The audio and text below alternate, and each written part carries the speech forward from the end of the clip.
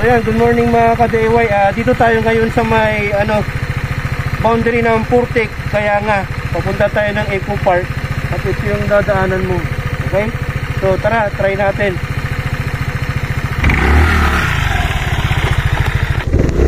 Yan, medyo rough road lang talaga. Matalim yung mga bato dito papunta. Kaya yung mga lowered, hindi pwede rito. Under construction pa yung daan. May kapangitan talaga. Maganda dito pang adventure bike.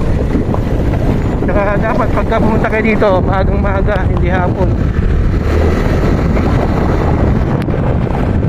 So from San Carlos City galing tayo doon.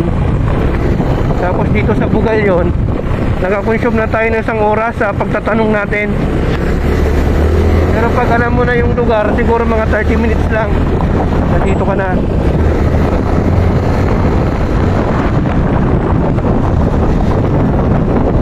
Medyo okay na yung daan doon sa dinaanan namin kanina, talagang grabe.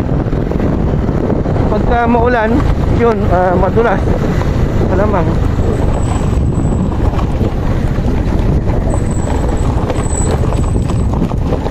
Wow.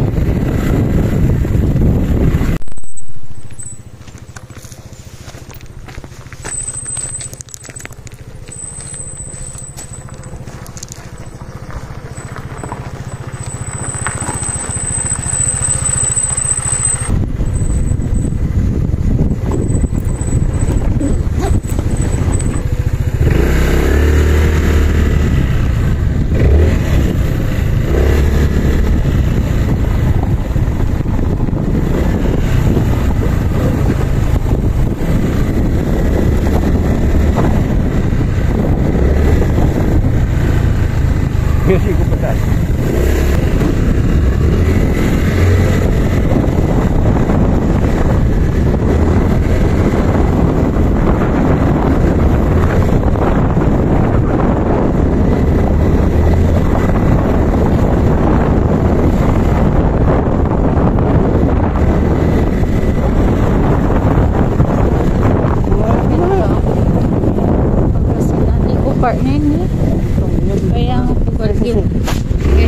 So ito pala yung Eco Park mga ka-DIY, kaya lang hindi tayo hindi tayo makatawid kasi matubig. Oh, may bangdaan. Oo. So tama yung sinabi nung napagtanungan namin nung kanina. Hindi tayo makatawid. Sayang. Lugar na pamangatid.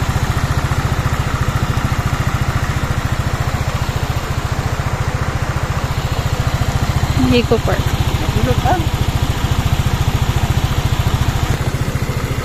Well, stop over muna tayo. Ikala ko may mapagbibilan dito. Hindi tayo nakabili ng pagkain. So, pagka pupunta kayo dito, dapat may baon tayong mga pang-snacks, no?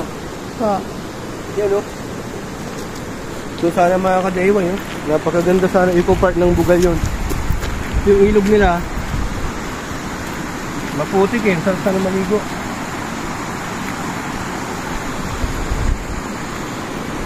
Umaga siguro dito, no? Yan, check natin mga ka-DIY. Ito yung dadaanan natin papunta doon sa Eco Park.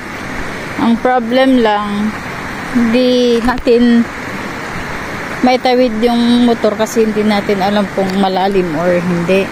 So yun yung Eco Park ko ng park, kaya nga Bugalyon. So hindi siya gaano makita.